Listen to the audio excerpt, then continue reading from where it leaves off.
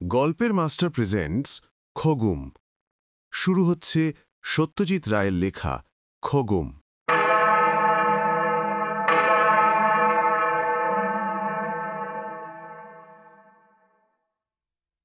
পেট্রোম্যাক্সের আলোতে বসে ডিনার খাচ্ছি, সবেমাত্র ডালনার ডিমে একটা কামড় দিয়েছি।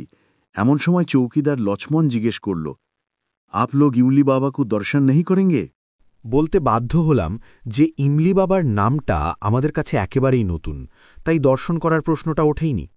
লক্ষ্মণ বলল, জঙ্গল বিভাগের যে জিপটা আমাদের জন্য মোতায়েন হয়েছে তার ড্রাইভারকে বললেই সে আমাদের বাবার ডেরায় নিয়ে যাবে। জঙ্গলের ভিতরেই তার কুটির, ভারী মনোরম পরিবেশ, সাধু হিসেবেও নাকি খুব উঁচু স্তরের। ভারতবর্ষের নানান জায়গা থেকে গণ্যমান্য লোকেরা এসে তাকে দেখে যান, ইত্যাদি ইত্যাদি। এছাড়া আর যে ব্যাপারটা শুনে আরও কৌতূহল হলো সেটা হলো এই যে বাবার নাকি একটা পোষা কেউটে আছে। সেটা বাবার কুটিরের কাছেই একটা গর্তে থাকে আর রোজ সন্ধেবেলা গর্ত থেকে বেরিয়ে বাবার কাছে এসে ছাগলের দুধ খায়। ধূর্যটিবাবু সব শুনে টুনে মন্তব্য করলেন যে দেশটা বুজরুকিতে ছেয়ে যাচ্ছে, বিশেষ করে ভণ্ড সাধু সন্ন্যাসীর সংখ্যা দিন দিন বিপজ্জনকভাবে বেড়ে চলেছে। পশ্চিমে যতই বিজ্ঞানের প্রভাব বাড়ছে, আমাদের দেশটা নাকি ততই আবার নতুন করে কুসংস্কারের অন্ধকারের দিকে এগোচ্ছে। হোপলেস ব্যাপার মশাই, ভাবলে মাথায় রক্ত উঠে যায়। কথাটা বলে ধূর্যটিবাবু হাত থেকে কাঁটা চামচ নামিয়ে রেখে পাশ থেকে ফ্লাই ফ্ল্যাপ বা মক্ষিকা মারণ দণ্ডটা তুলে নিয়ে টেবিলের উপর এক অব্যর্থ চাঁপড়ে একটা মশা মেরে ফেললেন। ভদ্রলোকের বয়স ৪৫ থেকে ৫০-এর মধ্যে, বেটে রোগা ফর্সা চোখা চোখা চেহারা, চোখ দুটো রীতিমতো কটা। আমার সঙ্গে আলাপ এই ভরতপুরে এসে। আমি এসেছি আগ্রা হয়ে, যাব জয়পুরে মেজদার কাছে ২ হপ্তার ছুটি কাটাতে। এখানে এসে ডাকবাংলোয় বা ট্যুরিস্ট লজের জায়গা না পেয়ে শেষটায় অনেক কাঠখড় পুড়িয়ে শহরের বাইরে এই ফরেস্ট রেস্ট হাউসে এসে উঠেছি। তাতেও বেশি আক্ষেপের কিছু নেই, কারণ জঙ্গলে ঘেরা রেস্ট হাউসে থাকার মধ্যে বেশ একটা রোমাঞ্চকর আরাম আছে। ধূর্যটিবাবু আমার একদিন আগে এসেছেন। কেন এসেছেন তা এখনও খুলে বলেননি, যদিও নিছক বেড়ানো ছাড়া আর কোনো কারণ থাকতে হবে এমন কোনো কথা নেই। আমরা দুজনে একই জিপে ঘোরাফেরা করছি। কাল এখান থেকে ২২ মাইল পূবে দিক বলে একটা জায়গায় গিয়েছিলাম, সেখানকার কিল্লা আর প্রাসাদ দেখতে। ভরতপুরের কেল্লাও আজ সকালে দেখা হয়ে গিয়েছে, আর বিকেলে গিয়েছিলাম কেওলাদেবের ঝিলে পাখির আস্তানা দেখতে। সে এক অদ্ভুত ব্যাপার। ৭ মাইলের উপর লম্বা ঝিল, তার মাঝে মাঝে ছোট ছোট দ্বীপের মতো ডাঙা মাথা উঁচিয়ে রয়েছে, আর সেই ডাঙার প্রত্যেকটিতে রাজ্যের পাখি এসে জড়ো হয়েছে। তার অর্ধেকের বেশি আমি কোনো কালে চোখেই দেখিনি। আমি অবাক হয়ে পাখি দেখছি, আর ধূর্যটিবাবু ক্ষণে ক্ষণে গজগজ করে উঠছেন আর হাত দুটোকে অস্থিরভাবে এদিকে ওদিকে নাড়িয়ে মুখের আশপাশ থেকে উনকি সরাবার চেষ্টা করছেন। উনকি হলো একরকম ছোট্ট পোকা, ঝাঁকে ঝাঁকে এসে মাথার চারপাশে ঘোরে আর নাকে মুখে বসে। তবে পোকাগুলো এতই ছোট্ট যে তাদের অনায়াসে অগ্রাহ্য করে থাকা যায়। কিন্তু ধূর্যটিবাবু দেখলাম বারবার বিরক্ত হয়ে উঠছেন। এত অধৈর্য হলে কি চলে? ১১:৩০ সময় খাওয়া শেষ করে সামনের বারান্দায় বেতের চেয়ারে বসে চাঁদনি রাতে জঙ্গলের শোভা দেখতে দেখতে ধূর্যটিবাবুকে বললাম, ওই যে সাধু বাবার কথা বলছিল, যাবেন নাকি দেখতে? ধূর্যটিবাবু তার হাতের সিগারেটটা একটা ইউক্যালিপটাস গাছের গুঁড়ির দিকে তাক করে ছুঁড়ে ফেলে বললেন, কেউটে পোষ মানে না, মানতে পারে না। সাপ সম্বন্ধে আমার যথেষ্ট জ্ঞান আছে। ছেলেবেলায় জলপাইগুড়িতে থাকতাম, নিজে হাতে অজস্র সাপ মেরেছি। কেউটে হচ্ছে বিভৎস শয়তান সাপ, পোষ মানানো অসম্ভব। কাজেই সাধু বাবার খবরটা কতটা সত্যি সে বিষয়ে যথেষ্ট সন্দেহ আছে। আমি বললাম, কাল তো এমনিতে বিকেলে কোনো প্রোগ্রাম নেই, সকালে বায়ানের কিল্লা দেখে আসার পর থেকেই তো ফ্রি। আপনার বুঝি সাধু সন্ন্যাসীদের উপর খুব ভক্তি? প্রশ্নটার পিছনে বেশ একটা খোঁচা রয়েছে সেটা বুঝতে পারলাম, কিন্তু আমি জবাবটা দিলাম খুব সরলভাবেই। ভক্তির কথা আর আসছে কি করে, কারণ সাধু সংসর্গের তো কোনো সুযোগই হয়নি এখন পর্যন্ত। তবে কৌতূহল যে আছে সেটা অস্বীকার করব না, আমারও ছিল এককালে, কিন্তু একটা অভিজ্ঞতার পর থেকে আর। অভিজ্ঞতাটা হল ধূর্যটিবাবুর নাকি ব্লাড প্রেশারের ব্যারাম। বছর ১০ আগে তার জ্যাঠামশায়ের পাল্লায় পড়ে তিনি এক সাধু বাবার দেওয়া টোটকা ওষুধ খেয়ে নাকি ৭ দিন ধরে অসহ্য পেটের যন্ত্রণায় ছটফট করেছিলেন, আর তার ফলে তার রক্তের চাপও নাকি গিয়েছিল বেড়ে। সেই থেকে ধূর্যটিবাবুর ধারণা হয়েছে ভারতবর্ষের শতকরা ৯০% সাধুই হচ্ছে আসলে ভণ্ড অসাধু।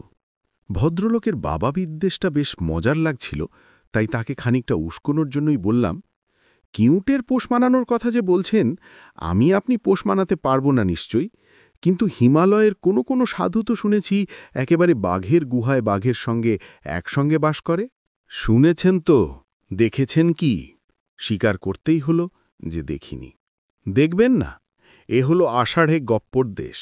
শুনবেন অনেক কিছুই, কিন্তু চাক্ষুষ দেখতে চাইলে দেখতে পাবেন না। আমাদের রামায়ণ মহাভারতই দেখুন না, বলছে ইতিহাস, কিন্তু আসলে আজগুবি গপ্পর ডিপো।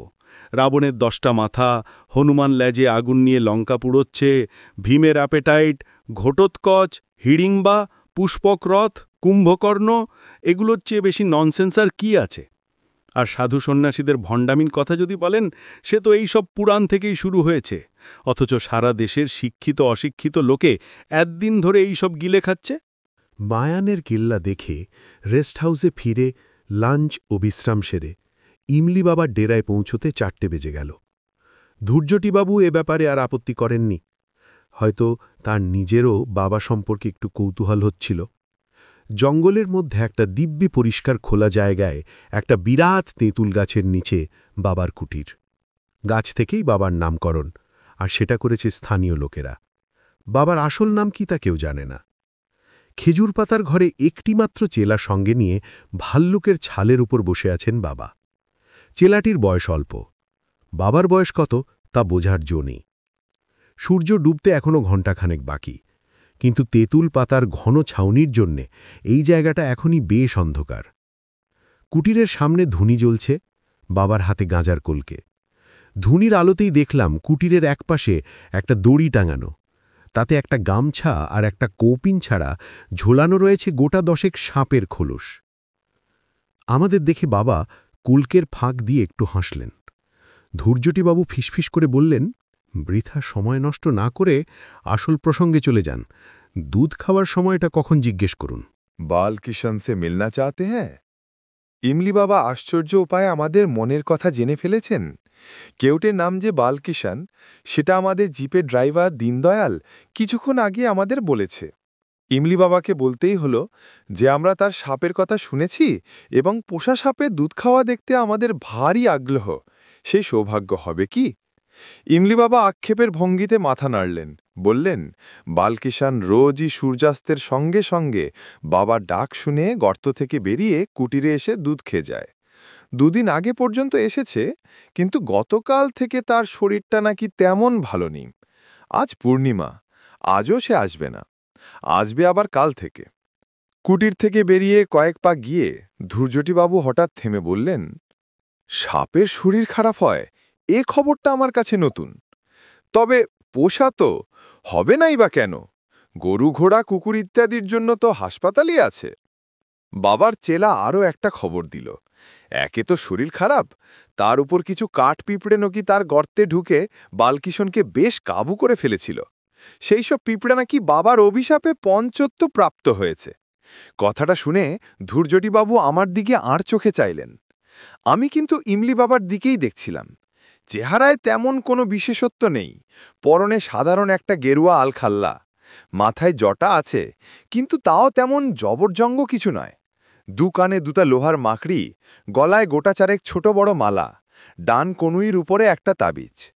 অন্য 5টা সাধু বাবার সঙ্গে খুব একটা তফাত নেই, কিন্তু তাও সন্ধ্যার পড়ন্ত আলোয় ধুনির পিছনে বসা লোকটার দিক থেকে কেন জানি চোখ ফেরাতে পারছিলাম না। আমরা দাঁড়িয়ে আছি দেখে চেলাটি 2টো চাটাই বার করে এনে বাবার হাত 10 দূরে বিছিয়ে দিল। কিন্তু বাবার পোষা কেউটেকেই যখন দেখা যাবে না, তখন আর বসে কি হবে? বেশি দেরি করলে আবার রাত হয়ে যাবে। গাড়ি আছে ঠিকই, কিন্তু জঙ্গলের ভিতর দিয়ে রাস্তা, আর আশেপাশে জন্তু জানোয়ারেরও অভাব নেই। হরিণের পাল তো রোজই দেখছি, তাই শেষ পর্যন্ত আর বসলাম না।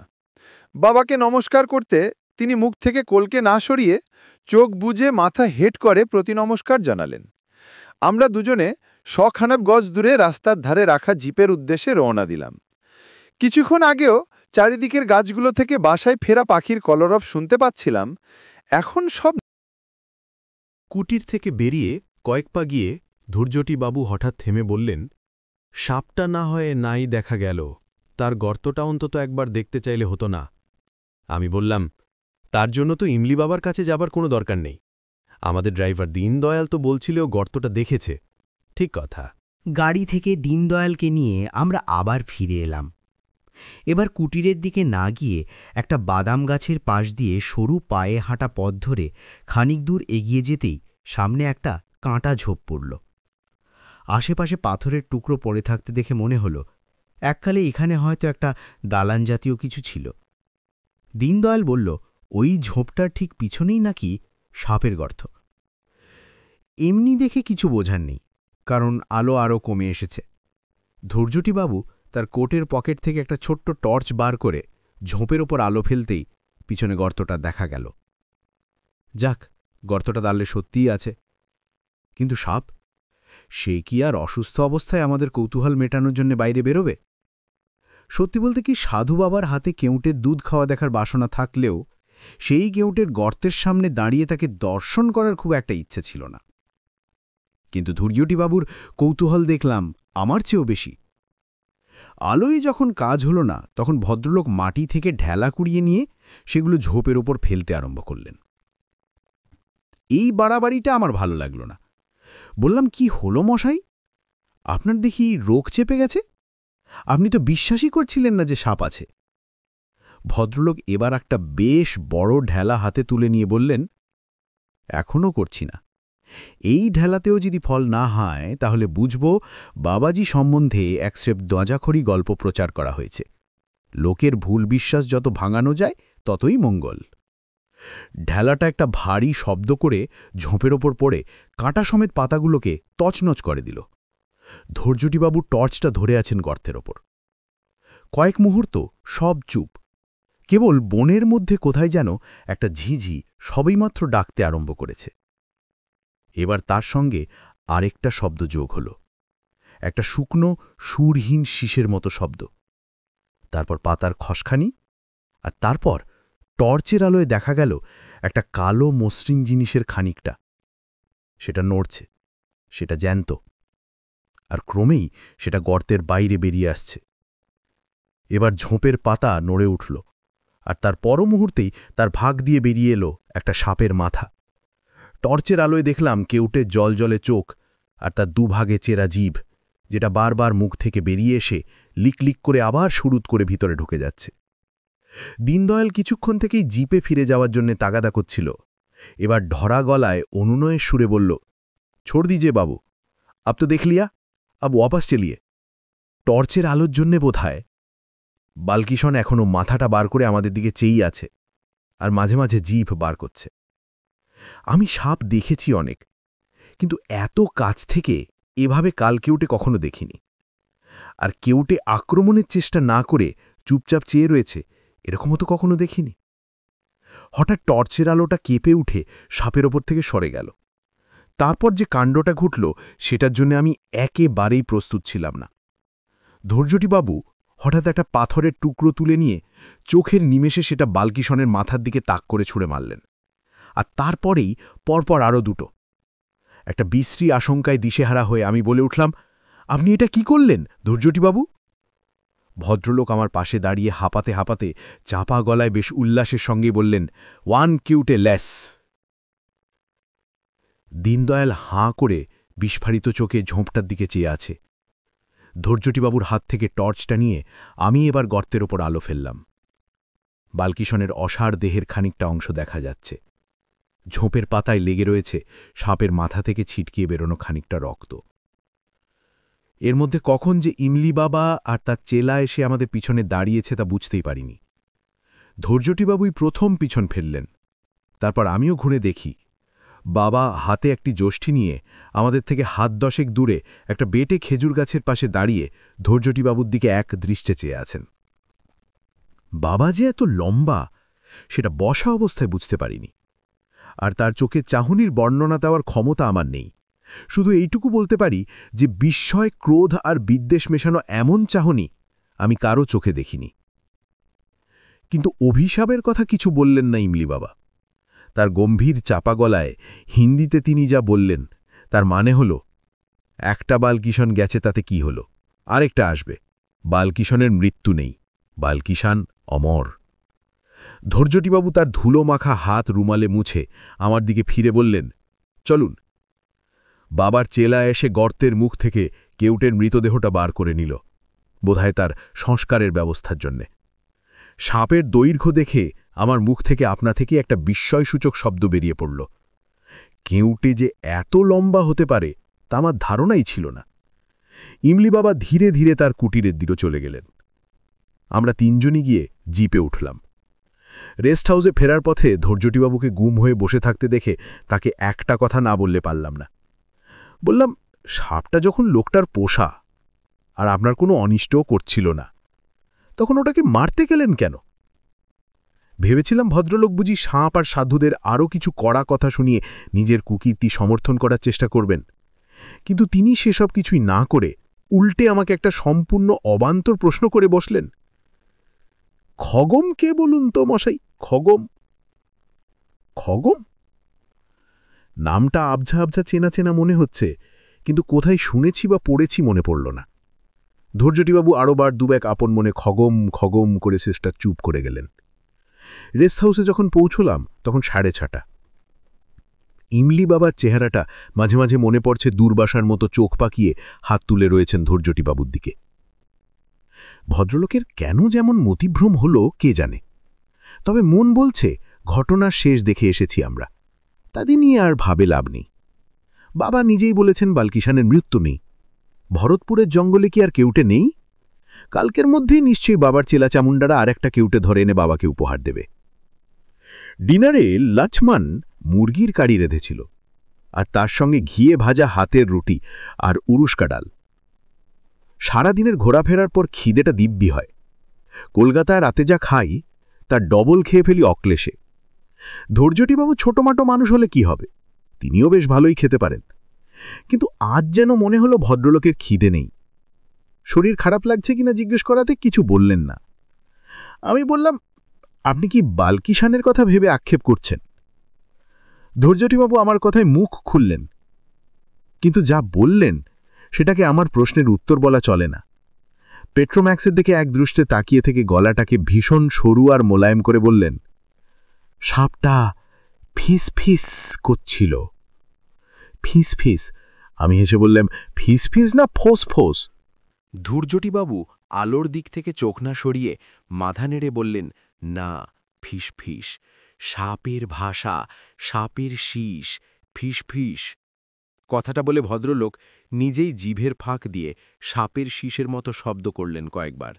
তারপর আবার ছড়া কাটার ভঙ্গিতে মাথা নেড়ে বললেন, সাপের ভাষা, সাপের শীষ, ফিস ফিস, ফিস ফিস, বালকিষণের বিষম বিষ, ফিস ফিস, ফিস ফিস। এটা কি ছাগলের দুধ? শেষ কথাটা অবশ্যই ছড়ার অংশ নয়, সেটা হলো সামনে প্লেটে রাখা পুডিংকে উদ্দেশ্য করে। লছমন শুধু দুধটা বুঝে, ছাগল টাগল না বুঝে বলল, হ্যাঁ বাবু, দুধ হ্যাঁ, অর আন্ডে ভি হ্যাঁ। ধৈর্যটিবাবু লোকটা স্বভাবতই একটু খামখেয়ালি ও ছিটগ্রস্ত, কিন্তু ওর আজকের হাবভাবটা একটু বাড়াবাড়ি বলে মনে হচ্ছিল। তিনি নিজেই হয়তো সেটা বুঝতে পেরে যেন জোর করেই নিজেকে সামলে নিয়ে বললেন, বড় বেশি রোদে ঘোরা হয়েছে কদিন, তাই বোধহয় মাথাটা, কাল থেকে একটু সাবধান হতে হবে। আজ শীতটা বেশ জাঁকিয়ে পড়েছে, তাই খাবার পরে আর বাইরে না বসে ঘরে গিয়ে আমার স্যুটকেসটা গোছাতে লাগলাম। কাল সন্ধ্যার ট্রেনে ভরতপুর ছাড়ব, মাঝরাত্রিরে সাবাই মাধোপুরে চেঞ্জ, ভোর 5টায় জয়পুর পৌঁছনো। অন্তত এটাই ছিল আমার প্ল্যান, কিন্তু সে প্ল্যান ভেস্তে গেল। মেজদাকে টেলিগ্রাম করে জানিয়ে দিতে হলো যে অনিবার্য কারণে যাওয়া একদিন পিছিয়ে যাচ্ছে। কেন এমন হলো সেটাই এখন বলতে চলেছি। ঘটনাগুলো যথাসম্ভব স্পষ্ট ও অবিকলভাবে বলতে চেষ্টা করব। এই ঘটনা যে সকলে বিশ্বাস করবে না সেটা জানি। প্রমাণ যাতে হতে পারত সে জিনিসটা ইমলি বাবার কুটিরের 50 হাত উত্তরে হয়তো এখনো মাটিতে পড়ে আছে। সেটার কথা ভাবলেও আমার গা শিউরে ওঠে, কাজেই সেটা প্রমাণ হিসেবে হাতে করে তুলে নিয়ে আসতে পারিনি, তাতে আর আশ্চর্য কি।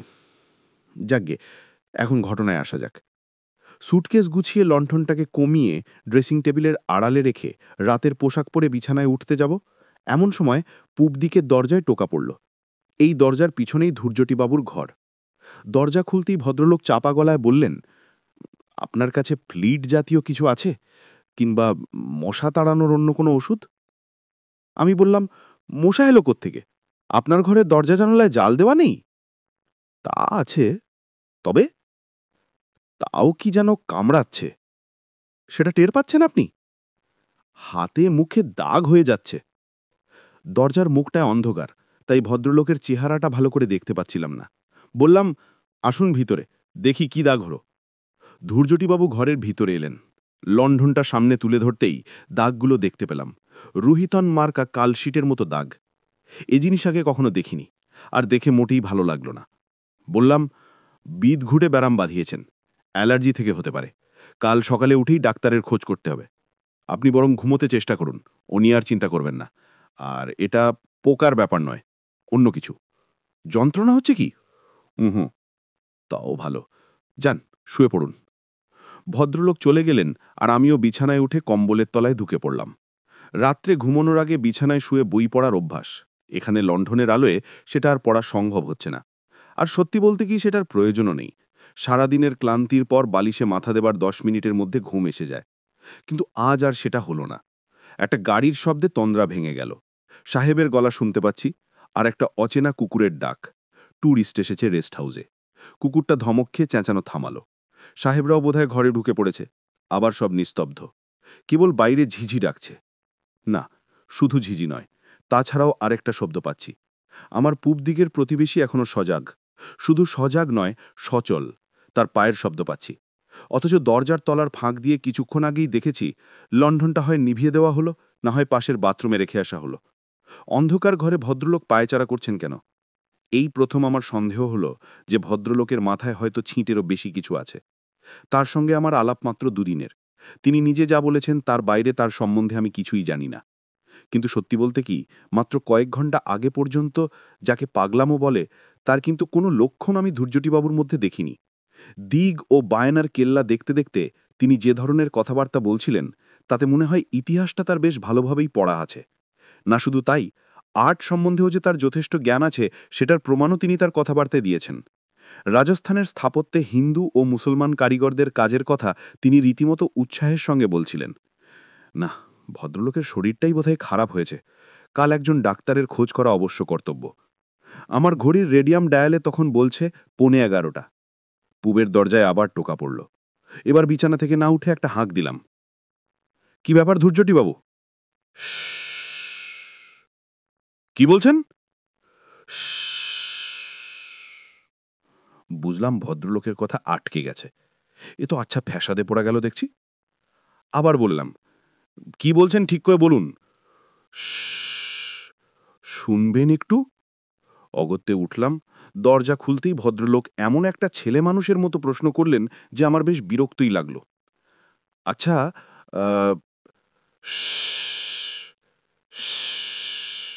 সাপ কি দন্তেশ্ব? আমি আমার বিরক্তি লুকোবার কোনো চেষ্টা করলাম না। আপনি এইটে জানবার জন্য এত রাতে দরজা ধাক্কালেন? দন্তেশ্ব? আজ্ঞে হ্যাঁ। সাপ মানে যখন সর্প, স্নেক, তখন দন্তেশ্ব। আর তালব্যেশ্ব? সেটা অন্য সাপ। তার মানে অভিশাপ। হ্যাঁ, অভিশাপ। Thank you. শুয়ে পড়ুন। ভদ্রলোকের অবস্থা দেখে আমার একটু একটু মায়া হচ্ছিল। বললাম, আপনাকে বরং একটু ঘুমের ওষুধ দিই। ও জিনিসটা আছে আমার কাছে, খাবেন?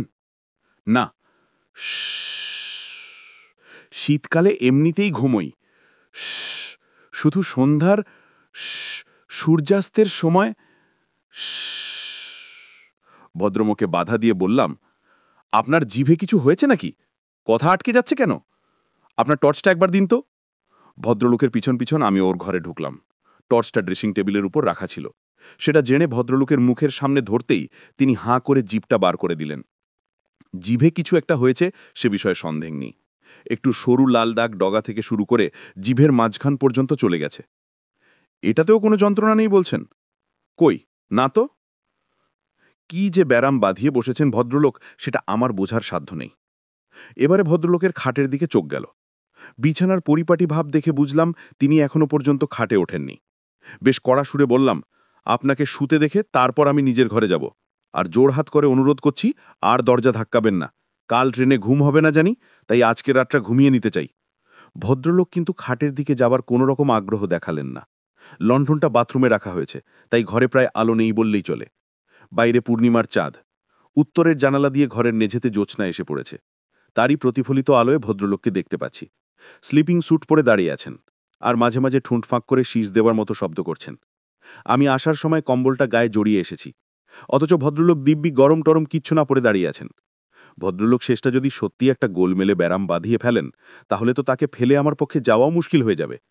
বিদেশে বিভুঁইয়ে একজন বাঙালি বিপদে পড়লে তার জন্য কিছু না করে সরে পড়বে, এ তো হতে পারে না। আর একবার তাকে বিছানায় শুতে বললেও যখন কোনো ফল হলো না, তখন বুঝলাম ওর হাতটা ধরে টেনে নিয়ে জোর করে শুইয়ে দেওয়া ছাড়া আর কোনো রাস্তা নেই। তিনি যদি অবাধ্য শিশু হতে চান, আমাকে তার গুরুজনের ভূমিকা নিতে হবে। কিন্তু তার হাতটা ধরা মাত্র আমার শরীরে এমন একটা প্রতিক্রিয়া হলো যে আমি চমকে 3 হাত পিছিয়ে গেলাম। ধূর্যটিবাবুর শরীর বরফের মতো ঠান্ডা। জ্যান্ত মানুষের শরীর এত ঠান্ডা হতে পারে এ আমি কল্পনাই করতে পারিনি। আমার অবস্থা দেখেই বোধহয় ধূর্যটিবাবুর ঠোঁটের কোণে একটা হাসির ভাব ফুটে উঠল। তার কটা চোখ দিয়ে তিনি এখন আমার দিকে চেয়ে মিচকি মিচকি হাসছেন। আমি ধরা গলায় বললাম, আপনার কি হয়েছে বলুন তো? ধূর্যটিবাবু আমার দিক থেকে চোখ সরালেন না, একদৃষ্টে চেয়ে আছেন প্রায় মিনিট খানেক ধরে। অবাক হয়ে দেখলাম যে একটি বারও তার চোখের পাতা পড়ল না। এরই মধ্যে তার জিভটা বার কয়েকবার ঠোঁটের ফাঁক দিয়ে বেরোল। তারপর তিনি ফিসফিস করে বললেন, বাবা ডাকছেন বালকিষাণ, বালকিষাণ, বাবা ডাকছেন। তারপর ধূর্যটিবাবুর হাঁটু ভাঁজ হয়ে গেল। তিনি প্রথমে হাঁটু গেড়ে বসলেন, তারপর শরীরটাকে সামনে এগিয়ে দিয়ে মাটিতে উপুর হয়ে শুয়ে কনুইয়ের উপর ভর দিয়ে নিজেকে হেঁচড়ে টেনে নিয়ে খাটের তলায় অন্ধকারে চলে গেলেন। আমি বেশ বুঝতে পারছিলাম যে আমার সমস্ত শরীর ঘামে ভিজে গেছে, হাত পা ঠকঠক করে কাঁপছে, আমি আর দাঁড়িয়ে থাকতে পারছি না। ভদ্রলোক সম্বন্ধে দুশ্চিন্তা কেটে গিয়ে এখন যেটা অনুভব করছি সেটা অবিশ্বাস আর আতঙ্কে মেশানো একটা অদ্ভুত ভয়াবহ ভাব। নিজের ঘরে ফিরে এলাম। দরজাটা বন্ধ করে খিল লাগিয়ে আপাদমস্তক কম্বল মুড়ি দিয়ে কিছুক্ষণ শুয়ে থাকার পর কাঁপুনিটা কমল, চিন্তাটা একটু পরিষ্কার হলো। ব্যাপারটা কোথায় গিয়ে দাঁড়িয়েছে এবং চোখের সামনে যা ঘটতে দেখেছি তা থেকে কী সিদ্ধান্তে পৌঁছানো যায় সেটা একবার ভেবে দেখলাম। আজ বিকেলে আমার সামনে ধূর্যটিবাবু ইমলি বাবার পোষা কেউটিকে পাথরের ঘায়ে মেরে ফেললেন। তারপরে ইমলি বাবা ধূর্যটিবাবুর দিকে আঙুল দেখিয়ে বললেন, একটা বালকিষাণ গেছে, তার জায়গায় আরেকটা বালকিষাণ আসবে। সেই দ্বিতীয় বালকিষাণ কি সাপ না মানুষ? না সাপ হয়ে যাওয়া মানুষ। ধূর্যটিবাবুর সর্বাঙ্গে চাকা চাকা দাগগুলো কি? জিভের দাগটা কি? সেটা কি দুভাগে ভাগ হয়ে যাওয়ার আগের অবস্থা? তার শরীর এত ঠান্ডা কেন? তিনি খাটে না শুয়ে খাটের তলায় ঢুকলেন কেন? হঠাৎ বিদ্যুতের ঝলকের মতো একটা জিনিস মনে পড়ে গেল, খগম। ধূর্যটিবাবু জিজ্ঞেস করছিলেন খগমের কথা। নামটা চেনা চেনা লাগছিল, কিন্তু বুঝতে পারিনি। এখন মনে পড়ে গেছে, ছেলেবেলায় পড়া মহাভারতের একটা গল্প। খগম নামে এক তপস্বী ছিলেন, তার সাপে তার বন্ধু সহস্রপাদ মুনি ঢোঁড়া সাপ হয়ে যান। খগম, সাপ, সাপ, সব মিলে যাচ্ছে। তবে তিনি হয়েছিলেন ঢোঁড়া, আর ইনি কি? আমার দরজায় আবার কে যেন ধাক্কা দিচ্ছে, উপর দিকে নয়, তলার দিকে, চৌকাঠের ঠিক উপরে। একবার, দুবার, 3 বার। আমি বিছানা থেকে নড়লাম না, দরজা আমি খুলব না, আর না। আওয়াজ বন্ধ হলো, আমি দম বন্ধ করে কান পেতে আছি। এবার কানে এলো শীষের শব্দ। দরজার কাছ থেকে ক্রমে সেটা দূরে সরে গেল। এবার আমার নিজের হৃৎস্পন্দন ছাড়া আর কোনো শব্দ নেই। ওটা কি?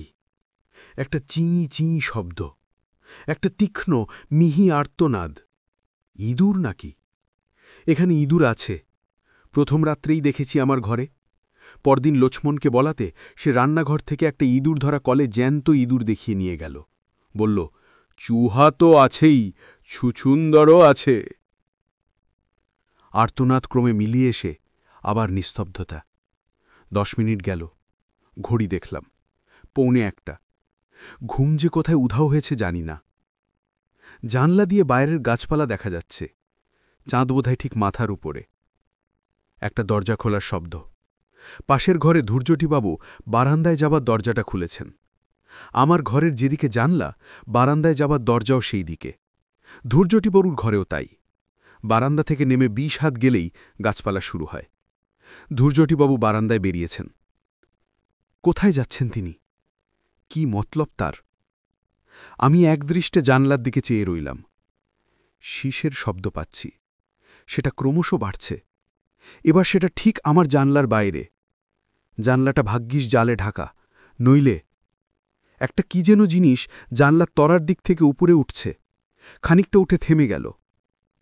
একটা মাথা, লণ্ঠনের আবছা আলোয় দুটো জলজলে কটা চোখ, মিষ্পলক দৃষ্টিতে চোখ দুটো আমার দিকে চেয়ে আছে। প্রায় মিনিটখানিক এইভাবে থাকার পর একটা কুকুরের ডাক শোনামাত্র মাথাটা বাঁ দিকে ঘুরে পরক্ষণেই আবার নিচের দিকে নেমে অদৃশ্য হয়ে গেল। কুকুরটা ডাকছে, পরিত্রাহী চিৎকার। এবার একটা ঘুম জড়ানো সাহেবী গলায় ধমকের আওয়াজ পেলাম। একটা কাতর গোয়ানির সঙ্গে কুকুরের ডাকটা থেমে গেল। তারপর আর কোনো শব্দ নেই। আমি মিনিট 10 ইন্দ্রিয়গুলোকে সজাগ রেখে শুয়ে রইলাম। কানের মধ্যে আজই রাত্রে শোনা একটা ছড়া বারবার ফিরে ফিরে আসছে। সাপের ভাষা, সাপের শীষ, ফিস ফিস ফিস ফিস। বালকিশনের বিষম বিষ, ফিস ফিস ফিস ফিস। ক্রমে সেই ছড়াটাও মিলিয়ে এলো। বুঝতে পারলাম একটা ঝিমঝিমে অবসন্ন ভাব আমাকে ঘুমের দিকে টেনে নিয়ে যাচ্ছে। ঘুমটা ভাঙল সাহেবদের চেঁচামেচিতে। ঘড়িতে দেখি 6টা বাজতে 10। কিছু একটা গণ্ডগোল বেঁধেছে। তাড়াতাড়ি উঠে গায়ে একটা গরম কাপড় চাপিয়ে বাইরে এসে শ্বেতাঙ্গ আগন্তুকদের সাক্ষাৎ পেলাম। 2 যুবক, আমেরিকান, ডাকনাম ব্রুস আর মাইকেল। তাদের পোষা কুকুরটা কাল রাত্রে মারা গেছে। কুকুরটাকে নিজেদের ঘরেই নিয়ে শুয়েছিল, তবে ঘরের দরজা বন্ধ করেনি। ওরা সন্দেহ করছে রাত্রে বিছে বা সাপ জাতীয় কিছু বিষাক্ত এসে কামড়ানোর ফলে এই দশা। মাইকেলের ধারণা কাঁকড়া বিছে, কারণ শীতকালে সাপ বেরোয় না, সেটা সকলেই জানে। আমি আর কুকুরের ওপর সময় নষ্ট না করে বারান্দার উল্টো দিকে ধূর্যটিবাবুর ঘরের সামনে গিয়ে হাজির হলাম। দরজা খোলা রয়েছে, ঘরের মালিক ঘরে নেই। লক্ষ্মণ রোজ সকাল 5:30টায় উঠে উনুন ধরিয়ে চায়ের জল গরম করে। তাকে জিজ্ঞেস করতে সে বলল ধূর্যটিবাবুকে দেখেনি। নানা রকম আশঙ্কা মনের মধ্যে ঘুরপাক খাচ্ছে। যে করে তোক ভদ্রলোককে খুঁজে বার করতেই হবে। পায়ে হেঁটে আর কতদূর যাবেন তিনি? কিন্তু চারপাশের জঙ্গলে অনেক খোঁজাখুঁজি করেও তার কোনো খোঁজ পাওয়া গেল না। 10:30টায় জিপ এলো। আমি ড্রাইভারকে বললাম পোস্ট অফিস যাব, জয়পুরে টেলিগ্রাম করতে হবে। ধূর্যটিবাবুর রহস্য সমাধান না করে ভরতপুর ছাড়া যাবে না। মেজদাকে টেলিগ্রাম করে ট্রেনের টিকিট একদিন পিছিয়ে রেস্ট হাউসে ফিরে এসে শুনলাম তখনও পর্যন্ত ধূর্যটিবাবুর কোনো খবর পাওয়া যায়নি। আমেরিকান দুটি তাদের মরা কুকুরটাকে কবর দিয়ে এর মধ্যেই তল্পতল্পা গুটিয়ে উধাও। সারা দুপুর রেস্ট হাউসের আশেপাশে ঘোরাফেরা করলাম। জিপটা আমার আদেশ মতোই আবার বিকেলে এসে হাজির হল। একটা মতলব ছিল মাথায়, মন বলছিল সেটাই হয়তো ফল হবে। ড্রাইভারকে বললাম ইমলি বাবার কাছে চলো। কাল যেমন সময় এসেছিলাম আজও প্রায় সেই একই সময় গিয়ে পৌঁছলাম বাবার কুটিরে। বাবা কালকের মতো ধুনি জ্বালিয়ে বসে আছেন। শিষ্য আজ 2টো বেড়েছে, তার মধ্যে একজন মাঝবয়সী, অন্যটি ছোকরা। বাবা আমাকে দেখেই ঘাড় বেঁকিয়ে নমস্কার জানালেন। কালকের সেই ভস্য করা চাহনির সঙ্গে আজকের চাহনির কোনো মিল নেই। আমি আর সময় নষ্ট না করে বাবাকে সরাসরি জিজ্ঞেস করলাম আমার সঙ্গে কাল যে ভদ্রলোকটি এসেছিলেন তার কোনো খবর তিনি দিতে পারেন কিনা। বাবার মুখ প্রসন্ন হাসিতে ফলে গেল। বললেন, খবর আছে বই কি, তোমার দোস্ত আমার আশা পূর্ণ করেছে, সেই আমার বালকিশনকে আবার ফিরিয়ে এনেছে। এই প্রথম চোখে পড়ল বাবার ডান পাশে রাখা রয়েছে একটা পাথরের বাটি। সেই বাটিতে যে সাদা তরল পদার্থটা রয়েছে সেটা দুধ ছাড়া আর কিছুই নয়। কিন্তু সাপ আর দুধের বাটি দেখতে তো আমি এত দূর আসিনি। আমি এসেছি ধূর্যটি প্রসাদ বসুর খোঁজে। লোকটা তো আর হাওয়ায় মিলিয়ে যেতে পারে না।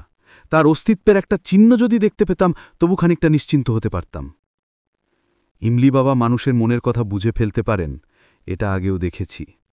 গাঁজার কলকেতে বড় রকম একটা টান দিয়ে সেটা পাশের প্রৌঢ় চেলার হাতে চালান করে দিয়ে বললেন, তোমার বন্ধুকে তো তুমি আর আগের মতো ফিরে পাবে না, তবে তার স্মৃতিচিহ্ন সে রেখে গেছে। সেটা তুমি বালকিশনের ডেরার 50 পা দক্ষিণে পাবে। সাবধানে যেও, অনেক কাঁটা গাছ পড়বে পথে। বাবার কথা মতো গেলাম বালকিশনের গর্তের কাছে। সে গর্তে এখন সাপ আছে কিনা সেটা জানার আমার বিন্দুমাত্র কৌতূহল নেই। আকাশে ডুবুডুবু সূর্যের দিকে চেয়ে হিসেব করে দক্ষিণ দিক ধরে এগিয়ে গেলাম। ঘাস, কাঁটা ঝোপ, পাথরের টুকরো আর চোর কাটার ভেতর দিয়ে গুনে গুনে 50 পা এগিয়ে গিয়ে একটা অর্জুন গাছের গুড়ির ধারে যে জিনিসটা পড়ে থাকতে দেখলাম, সেই রকম জিনিস এই কয়েক মিনিট আগেই ইমলি বাবার কুটিরে দড়ি থেকে ঝুলতে দেখে এসেছি। সেটা একটা খোলস, সারা খোলসের ওপর রোহিতনগারকা নকশা। সাপের খোলস কি? না, তা নয়। সাপের শরীর কি এত চড়া হয়, আর তার দুপাশ দিয়ে কি দুটো হাত আর তলা দিয়ে কি একজোড়া পা বেরোয়? আসলে এটা একটা মানুষের খোলস। সেই মানুষটা এখন আর মানুষ নয়, সে এখন ওই গর্তের মধ্যে কুণ্ডলি পাকিয়ে শুয়ে আছে। সে যাতে কেউটে, তার দাঁতে বিষ। ওই যে তার শীষ শুরু হল, ওই যে সূর্য ডুবল, ওই যে ইমলি বাবা ডাকছে, বালকিশন, বালকিশন, বালকিশন।